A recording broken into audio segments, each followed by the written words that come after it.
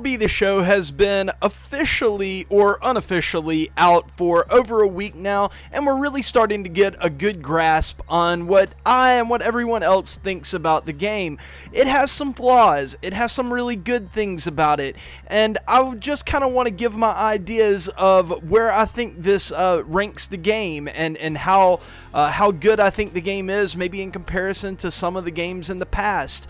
And so I thought I would make a video reviewing the game and giving it a score out of 10 just based off my general first impressions of the game now that I've had time with it in my hands. My name is Beanie, welcome to the channel, and let's get into my MLB The Show 18 review. Okay, so the way that I came up with my overall score, which I will say at the end of the video, is I broke it down into 5 different categories: Miscellaneous, Road to the Show, Franchise, Gameplay, and Diamond Dynasty. And I weighted those categories properly to what I think should be important in the making of this game. And I assigned a score to each of them, and then I did my wizard calculations, and I churned out a final score. So I'm going to go category by category and tell you what I think is good and what I think is bad about the game. So with that being said, let's get into that. Okay, starting off with the Miscellaneous, the good things. I really like the look of the menus. I really like the new soundtrack. I think it sounds good. I haven't had a ton of time to listen to it because I have to turn it off to make YouTube videos, but overall what I've heard, it sounds pretty good. I love the new batting stance creator. I think that was a very welcome addition into the game. But there are some bad things. There's some card art that still isn't updated, and there are a lot of guys that don't have a picture on their card art and stuff like that. That's stuff that is easily fixed.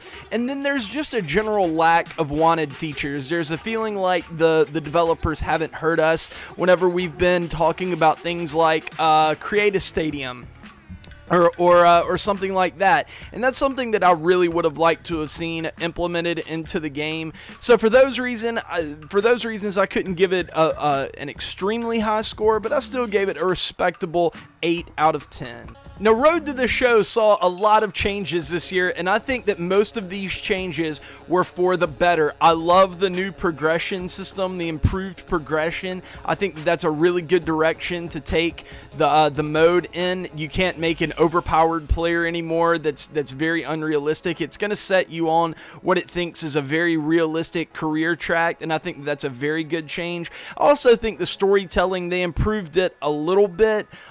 You know, that they just added a few more things to the documentary style that they're going for. However, I still think that the mode lags behind a lot of other I guess my career modes in other sports games, in the fact that it just really it's not as immersive as those games. I don't really like the overall style that they've picked, this documentary style. To me, it kind of takes you out of it, and it feels like you're watching someone else's career take place rather than you experiencing the career for yourself. And I think that that's something that is going to need just a complete style change to correct, and it's something that I kind of hope that they look at in the future. And also, it feels like there's just a general lack of consequences to the decisions that you make. I know that they're really going for this RPG style, you know, an RPG inside of a sport, but for that to be the case, there have to be severe consequences for the decisions you make. You have to run the risk of, like, maybe ruining your career or something, when in reality, like, the most consequences that you're going to face maybe is like that you'll be benched for a few games or something. I think the best way to implement this is to put aspects outside of baseball into the Road to the Show. So, like, have your guy, you know, have a house or something and have friends and stuff, and you know, you have to, like, whatever you decide to do on the field and to the media and stuff could affect how your friends react to you. Now, this would take a lot of development time, and this isn't something that I'd like to see them implemented right away, but it is something that would just add to the immersion, and the lack of immersion is pretty big for me. So I couldn't give it a perfect score, but I still give it a very good score because I do think that necessary improvements were made this year, and I gave Road to the Show an 8 out of 10. I have long maligned franchise mode for not really moving the needle forward in any real way for several years now, and unfortunately this year I kind of feel the same way. The only real thing that they did to franchise mode was add phases in to better streamline the mode, to make it a little easier for those who are hopping into the mode for the first time maybe, or those who don't understand some aspects. But for the people who take franchise really seriously and are your biggest players of franchise mode, there hasn't been any real progress for a long time. And I think that's a big problem. It feels like a neglected mode.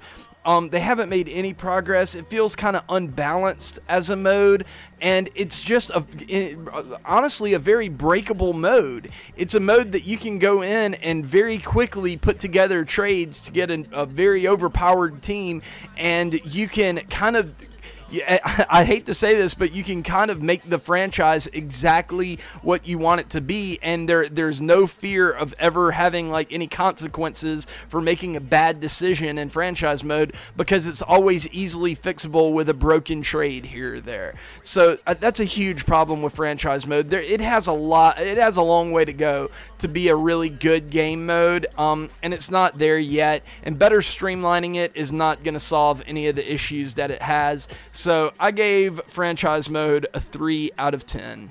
Okay, now everybody's favorite mode, Diamond Dynasty. There are a lot of things to like about Diamond Dynasty this year. More legends, more fun ways to play. They've kind of made the programs a little bit more interesting to try to tackle. And whatever you want to say about the servers right now, there is no doubt that the servers are smoother, at least on the menu. They're smoother, maybe not in-game. They still have a little bit of work to do. I don't even know if the servers are tied into like the in-game, like what's happening in the game. But as far as menu navigation and all that, it's flawless. However, there are some problems. The servers, while they are smooth, are very unreliable at the moment. I've had numerous disconnections, network errors, games that didn't count. That's a huge problem that I hope is addressed very quickly. I know SDS wanted to avoid these issues, however they're creeping back up, and the sooner that they get this fixed, the more goodwill they can buy with the community. Another huge problem with franchise mode is the souvenirs. I made a video talking about my concern for the souvenirs and how it appeared that could be a mechanism for them to go more towards a pay-to-win model. And a lot of people kind of shot that idea down. It's like, no, it's just a fun little thing on the side or whatever. I was very skeptical of that, and it turns out that I might have been right. While there is an argument to be made that the market could go down and souvenirs could become a lot cheaper in the future, right now they are very overpriced, and you need a lot of them to complete all of the programs that you want in order to get to the immortal programs, and that really makes it feel like it's more of a move in the pay-to-win model that we see from games like NBA 2K and Madden, and that is not a thing that is going to make people very happy.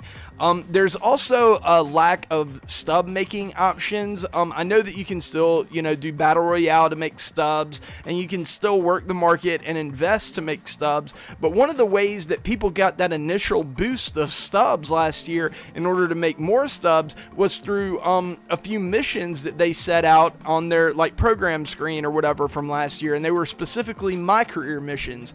You can earn hundreds of thousands of stubs just by playing the game, by grinding out stats, and if you got enough stats, they would give you a lot of stubs. I think it was like 14,000, 15,000, something like that. It was a really good way to make stubs early in the game, and we don't have those this year, and that could lead to a lot of people being stuck with really crappy teams because they aren't willing to put money into the game. That's a big problem. But overall, I think most of the issues that I have with Diamond Dynasty right now are largely fixable. There are a few, like the souvenirs, that it feels like that's going to be in the game to stay at least for this year, so there's not a lot they can do about it now, so I did kind of bump it down a little bit because of that, but I think most of the other issues with the game mode, they'll get sorted out, so I ended up giving it a 7 out of 10. Moving on to gameplay. This is probably going to be my most controversial grade out of all of these, because a lot of people have very polarized views on how the game is playing right now, and I kind of have polarizing views within my own head, because there are some things that I really like, and there are some things that really need a lot of work if they're gonna provide the optimal performance this year. But first, let's start with the good. Smoother actions. All of the animations look pretty good, very smooth. We have an improved tagging system. There's a general feel that there are fewer exploits in the game this year. I know in games past there was a lot of exploits like bunting or certain base running things. Most of those have been closed. They've also, SDS has seemed very willing to provide very quick fixes to the issues that arise whenever playing the game. Specifically, they came out with a patch very, very early in the game cycle to correct issues with pitch speed, fielding, and PCI placement, and that's very encouraging because it feels like they're going to do more to kind of optimize the game moving forward. However, there is a little bit of bad. The pitch speed still feels a little slow. I know they turned it up a little bit and it is noticeable, but it still feels just a little bit slow, and they could probably bump it up another, like just one more little notch to get to that perfect speed. I don't think they fixed it quite enough in the last patch. Fielding still feels like there are a lot of holes, and that whenever you're moving around, sometimes it doesn't feel right. There's just something wrong about it.